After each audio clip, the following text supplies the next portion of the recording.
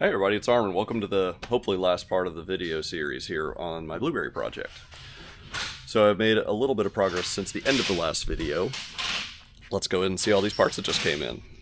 It's the week before Christmas, so consider this early Christmas, I guess. This is the charge pipes. Those came in. The lower plate for the center console came in. The down pipe. And then if we come over to the car, I spent the time putting in the seats. So the seats are now installed. The harnesses are installed, except I'm missing one piece here. And I need to get some bolts for that seat, the harnesses.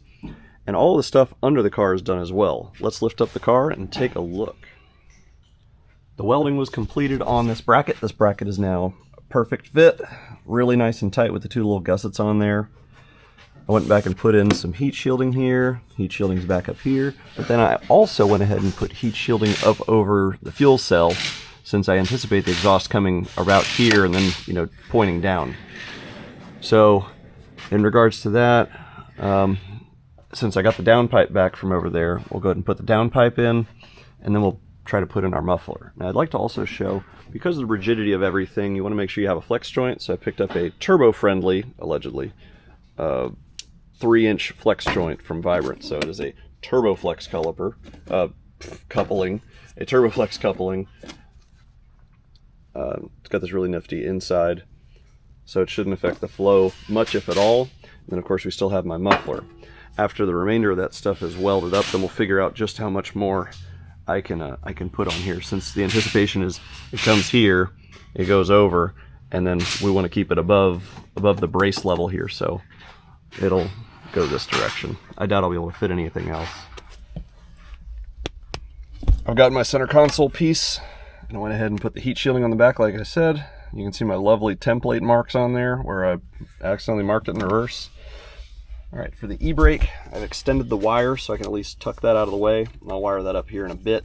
Left myself a little pigtail. That's going to replace out the one on the factory harness. That would normally go to the factory e-brake. Now, see, I put a bunch of foam in here, put a bunch of foam in here. I put foam around this as well, so that would help seal it up. So let's see how this goes in. Let's resume back on camera. So I've got all this stuff installed. I've tightened down this bracket. This bracket's firm. This is firm. This all this foam stuff. Oh, I have some of these clips. I reused these from removing all the wiring stuff in here.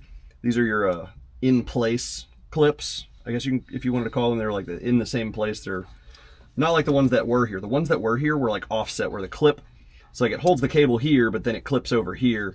And those aren't going to work for me because I'm in a tight space here. So zip tied this over here. I clipped these along here. So this is going to stay exactly here, since if you remember, my console comes down right on the sides. So I used a bunch of those. I can't do that over here because obviously I cut that. We got a little aggressive when we cut this up. It's okay, it'll be fine. Now, so this wire comes up from the underside here for the e-brake light. So I just tucked it up over here. We got an excess of length here just in case. So it looks like I got plenty of length. I'm just gonna go ahead and snip it right here, and then we'll put those guys together while the light works on the dash. Awesome. Oh yeah, and by the way, the e-brake pulls really nice. We have very little on the adjuster, less than 3/4 inch. It's solid. Okay, with those items done, we can actually stick in the console now. And then I'm gonna need to go get some zip ties for this first. Let's go do that. All right, we're ready to test a couple of things. We have 12.3 volts. E-brake light works. Fuel pumps work. Both gauges work. Oh, I need to switch those. This one does that one does this one. That's gonna bug me. A guy brought me a shift knob because he saw this one was a little beat up, and he was like, hey, this would be really cool. And he's like, oh, I got one for a Mustang that you'd probably like. It's really freaking nice. But the problem is it's the wrong thread size, so I can't use it. Either way, that was a nice thought of him. Okay, so we're gonna take a video pause here. I'm gonna do a couple of things to get this lined up, and then we're actually pretty much done with interior. I probably won't come back and touch on it, but this seat is not bolted in. and I also don't have bolts for the rear seat belt portions. And then I'm missing one of the brackets for one of these seat harnesses I'm sitting in. It's the little bar that goes inside of here to hold the belt, so I'm gonna get one of those in, but it's probably something I won't touch back on later. Meanwhile, check this out. So we got a little Velcro here, so we can just put it around the body there. All right, and then you just, and then shifter still pushes down to go into reverse. So not terrible. It's actually pretty comfortable because the e-brake is now on the left like you would have wanted it to be for really good grabbing strength, and the shifter's over here. So like I said, it's still perfectly fine. The only thing that might be a little uncomfortable is the push down reverses. Got a lot of resistance to it, but you know, you don't have to go into reverse while you're in motion or anything. All right. I must have been mistaken when I tried to thread this before, but the little box came with this little black piece, and I was like, oh, let me thread this on here. And then I was demonstrating to Tony here. I was like, yeah, it won't thread on. Check it out. And then it just threaded on. So now we have this sick, vintage-looking Mustang 6-speed shifter in here, and my light died. Dang it! All right, well, it looks freaking amazing. I mean, look at this. The freaking vintage Mustang shifter in my Miata. It's gonna be like a conversation piece now. It looks hilarious. Oh yeah, we can see if my lights work. Hey, look, my light works. I mean, not many things work in here, but you know, that does. That's so cool. He's got lights going on in here. Oh, yeah. I've changed these out for the shorter bolts that came in, and I got lock nuts on here. I don't know if I showed this earlier. I actually cut this away to where it would sit really tight because it covers over this just a little bit for support. But now this is actually ready to go in. Why is there red paint pen on this thing? I'm just getting sloppy here. All right. I also found a replacement for this e-brake handle, so at some point I'll get that on here so it looks nice as well. I completely forgot to get it on camera. Check out the intake piping. It's all done. We got all this stuff installed, routed, plumbed, the blow off. Still waiting on my MAF gasket. So if you know me, you know I'm not a welder, but I've been working on learning it, and at least I can lay down some tacks on this stuff. I'm already okay at fabrication. Right? Cutting stuff is whatever, all right? So I've cut up with this exhaust. I've got two 45s on here. It's all tacked together. My muffler, my flex joint, the V-band, and it looks like this will fit really nicely right here. I very well could fit a second muffler here. I'm gonna go ahead and order one, see if I can fit it decently in here. It's gonna be a tight fit though, between here and the cross brace that goes here. And then we'll just dump right here as per usual. I will be getting the whole thing ceramic coated, so I'm probably gonna end up having to make an actual heat shield over this so we don't cook the evap box. I've said before that I'm no welder. It's because I've recently started trying to pick it up and practice with it. So I thought I would at least do some MIG work on my car, and I took care of all the modifications on the front crash bar. So I fabbed up these two little metal end pieces, and I fabbed up sort of an L piece here. I don't have a bender yet, so actually this is all hand hammered here. It's a piece of a 16 gauge. This material here is inconsistent. It's between like 18 and 22 gauge, depending where you are. So welding it was an adventure. You know, I had a really good thing going, and all of a sudden a hole would just appear. All right, so on the back side, if you remember, when I cut this thing up, or if you've seen these, they have big circles in the back, I guess for lightweightedness. So when I cut this, I cut all the way up to those holes in the backside. So it made the backside really high up. The cut was really high up, and the front cut, I cut even with the intercooler. So I wanted this to be straight, so I bent my piece and I welded it in, welded those end pieces, made a little bit of a mistake in the cut, left an open gap over here, because I made the piece symmetric, but one of the holes extends over to here, like one of those big circle cutouts, so I had to put another piece back on here. And I was reasonably satisfied with the welds. Again, not a professional welder, so I'm really happy with the welds for the minimal experience I have. So the crash bar is getting modified. It's time to figure out the adventure of painting it. Took this thing outside, hit it with a couple of coats of primer and a couple of coats of black paint, since it's not really going to be visible. But it looks like I cut really, really close here. I'm almost blocking that that top row. I'm gonna put some foam or something behind here to seal that up. Now, a fun thing, if you know anything about welding, I ended up tweaking the shape of this. It was off by about 1/4 inch, so I guess this thing shrunk together a little bit. So I had to use this little dowel hole here to pull this over and put my bolts in. Next problem is that now my hangers don't line up. Look at that. They were a perfect fit before and now they're not. So I'm gonna have to come back and shave that down just a little bit so it fits back into the hole. Either way, I'm pretty happy with how this came out. Austin came to visit yesterday and welded all this up for me. So weird thing about these Total Flow exhaust pieces, it seems to be that they may be intended for slip joint, if I didn't mention that earlier. So the welding over here was a little bit difficult, he said. Well, either way, all this came out nicely, all back purged. So I've ordered another one of these mufflers. I'm gonna wait for that to come in, but that won't stop us from starting the car. At least we have this much exhaust. He also took care of welding up my simple intake pipe. So now we're going to see about fitting this guy on the car and then crushing it in order to make it fit through the square hole. Zero limit sent over my tune. I've loaded it on the car. I attempted to spin it over. It's not giving me any, it's not spinning the motor over, so I gotta do some little electrical diagnostics, see what's going on. But at least this weekend I went and picked up race gas, so we're gonna go ahead and load that into the car so we can at least circulate the fuel pumps, make sure all the fuel system's good to go.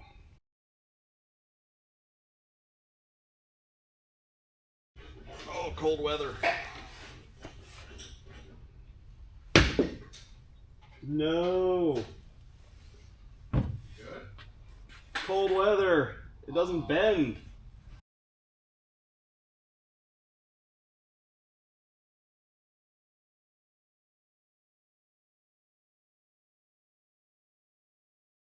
All right, let's key the dash on.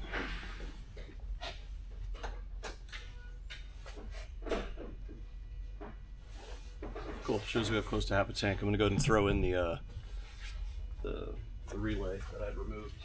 All right, before we continue, we need to circulate the fuel pump for a while to get the surge tank filled.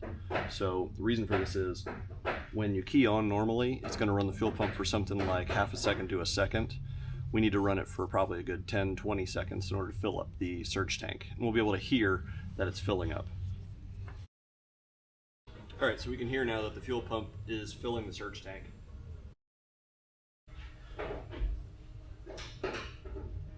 Okay, surge tank is now full. You can tell because you can hear rushing fuel, and the moment you hear it stop, that's indicated that it's fully purged the system of air, and now we have a full surge tank. So I can go ahead and turn that off.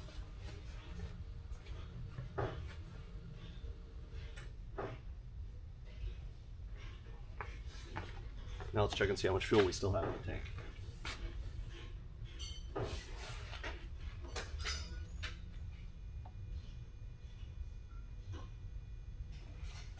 Okay, we still have about 1/4 of a tank, so now we're going to circulate the surge tanks.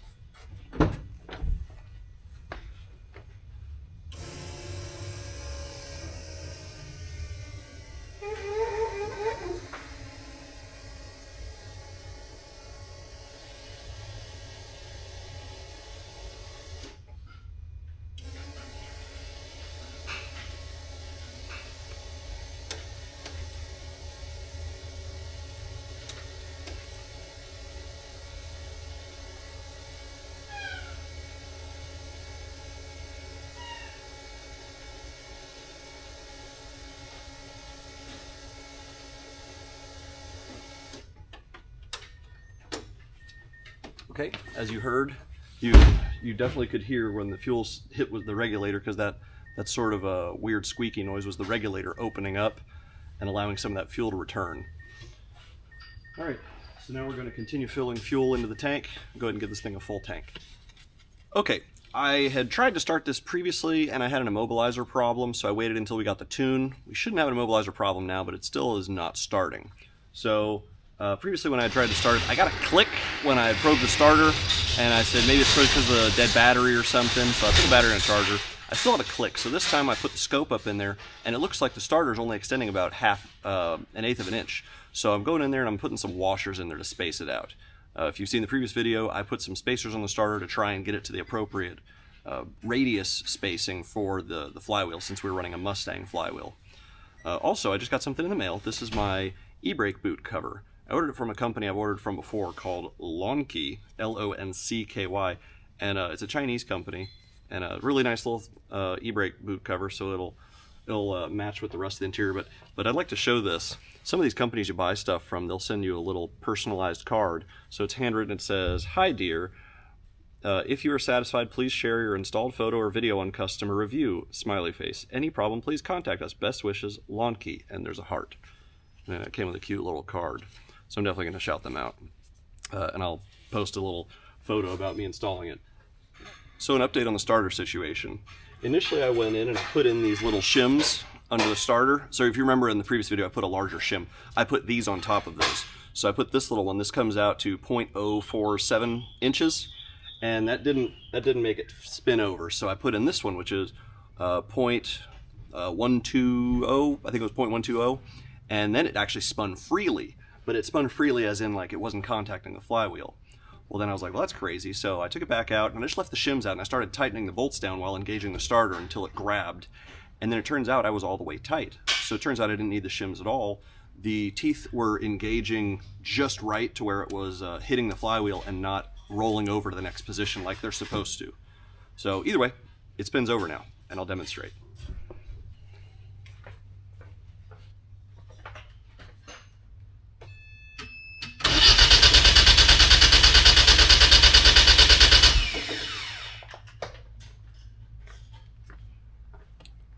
So as you see, it spins over, that's compression. So now I'm going to check my oil level. I'm going to go ahead and attempt to start it this way, since right now my key on function, my key start function is not working. So we'll see if we can bypass I've been beating my head against the wall this whole day, dicking around with my car. I just checked my codes and I'm apparently attempting to steal my car. So now I'm going to email the tuner and ask him for a no mobilizer tune. Well, I was actually getting ready to leave and I got an email from the tuner with my non-immobilizer tune. And we're already loading it and we're gonna see if this thing runs. This thing should sound really mean though, because if you saw, we don't have much of an exhaust. I haven't videoed it yet, but I'm fitting up the intake tube. So the intake tube is currently installed. Stuck it in the press, and we did some interesting shaping with it to make it fit. So hopefully this thing runs here in a second.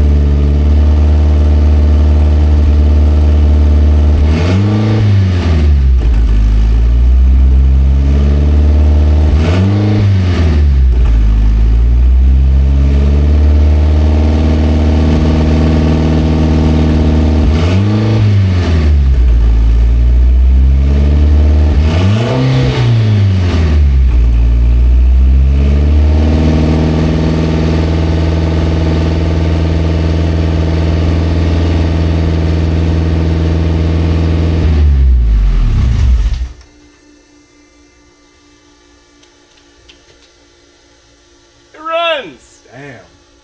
So if you remember, I had mentioned this in a previous video that my transmission, the MT82, doesn't have a neutral switch built into it. It only has a reverse switch, and then I guess there's something else on it, but it's not the neutral switch.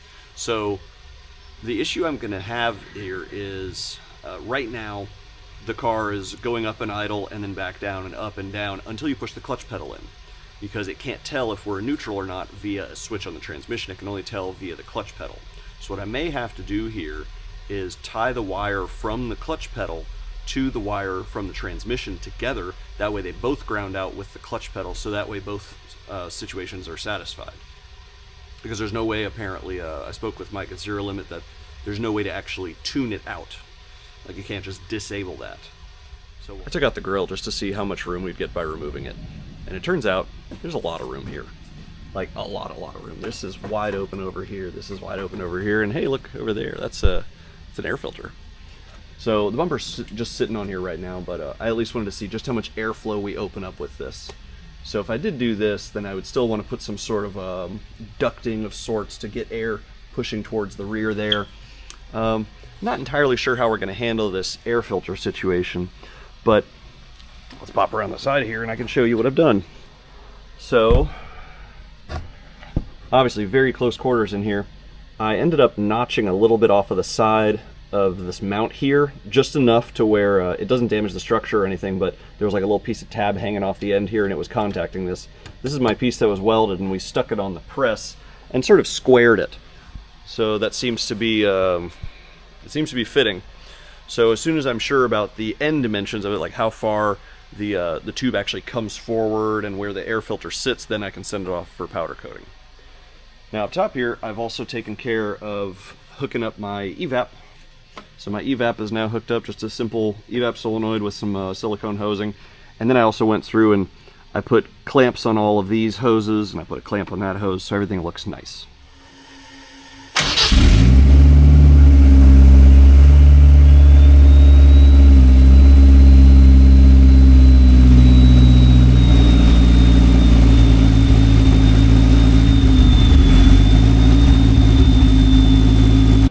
I put in some time fabricating up the rest of the exhaust.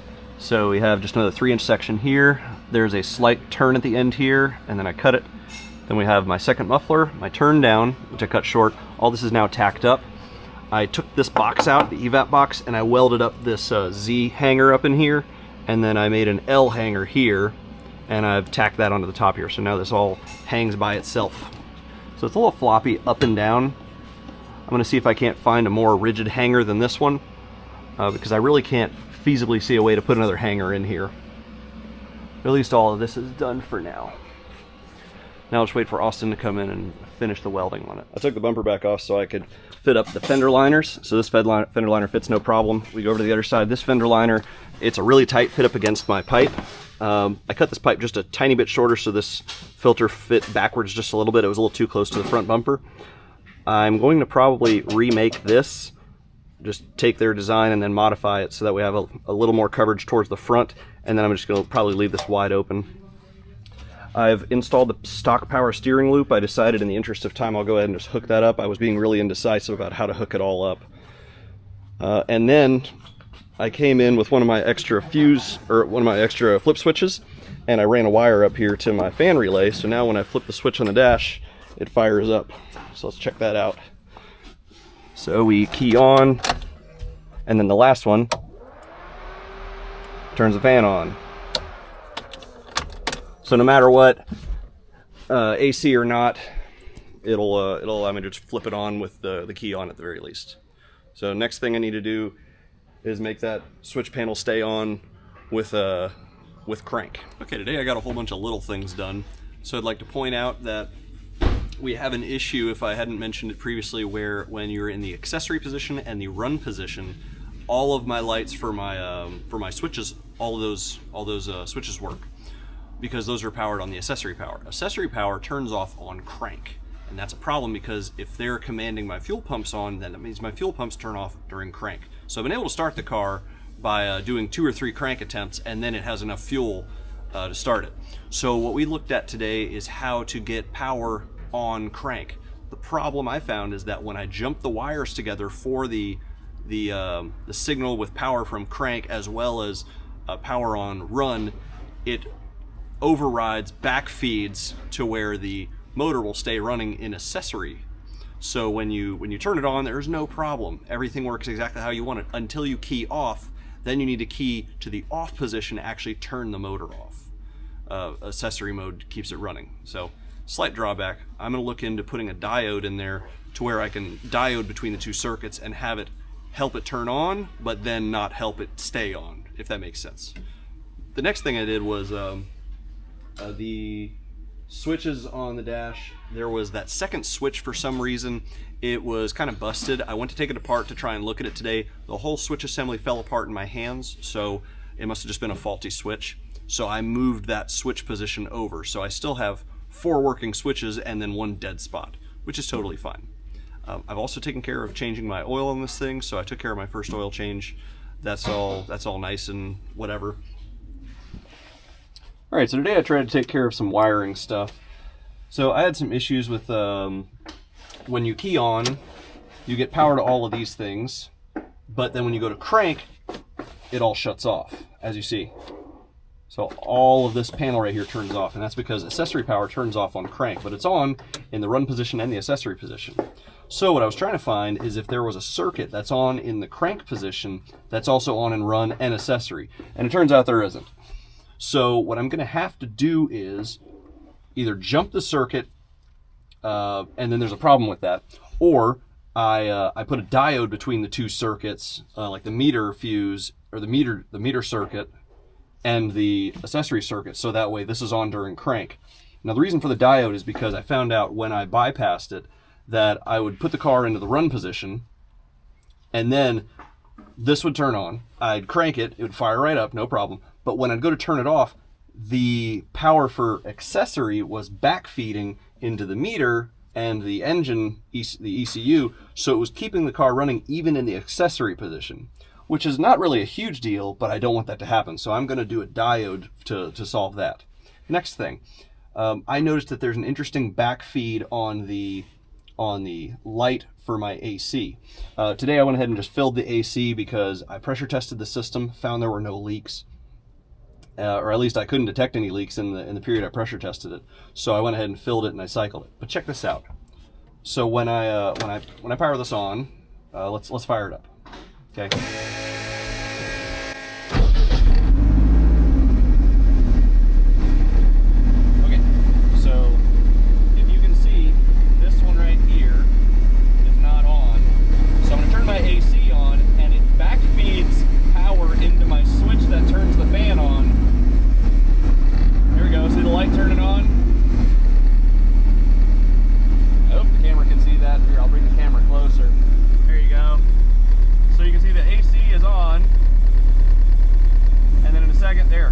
Off. So it lets you know that the fan is cycling. Just a curious thing. Next thing, I'll go shut that off. So you'll also notice that I'm missing the second switch here. The second switch, I went to go take it out in order to see why it was flickering at me. And it was just the light on it that was flickering, just the hey, I'm on light. It was still providing constant power, no problems there. But I went to go remove it, and then it just shattered in my hands. So I pitched it, and I'm going to get another one. But I have relocated the switches. So now the second one does nothing. The first one does the pumps. This one does the Innovate gauge. This one does the Garrett gauge. And the last one does the fan, of course. Okay, Austin came to visit again, and he's finished welding up the exhaust. So now we're ready to take this thing down for an alignment.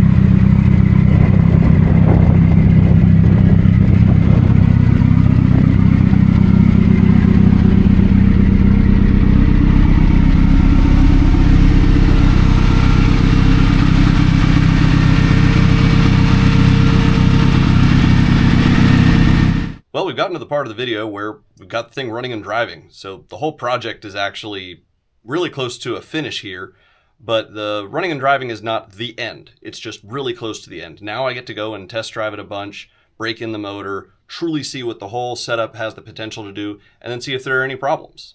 So I've already put a couple of miles on the thing, I don't know, probably a good 30 or 40, and I got some video of me driving it around. So I'll share that after this segment, and you can watch through it if you like. So I'll give some comments though. So I have Inertia Lab revalved Uhlens race coilovers on it, and I was kind of afraid that they'd be super, super stiff. They're actually very comfortable. I was super surprised. They are softer than the usual race coilovers we put on people's cars. Although they were significantly more expensive than those, I was just prepared for some of like our customer cars that come in that are full race cars and they just have back-breaking suspension. And this thing doesn't. It's definitely stiffer than some street coilovers, but it's not crazy stiffer. So I'm very pleased about that. The shifter operates really nicely. I think it needs some break-in time because I've installed a couple of the MGW shifters on Mustangs before, and they shift really nicely after a while. But obviously my shifter position is a little bit different. It's a little bit crooked. So getting into reverse kind of sucks. And getting over into fifth and sixth takes a little bit of precision to make sure that I actually get into those gears. If you haven't had an MGW shifter in a car before or haven't driven one, MGW is Maryland Gun Works. So my best thing I can say here is it is effectively a bolt action shifter. Very precise. It's very, very tactile. When you shift it, it feels like a click, click. It's very cool. So I like that.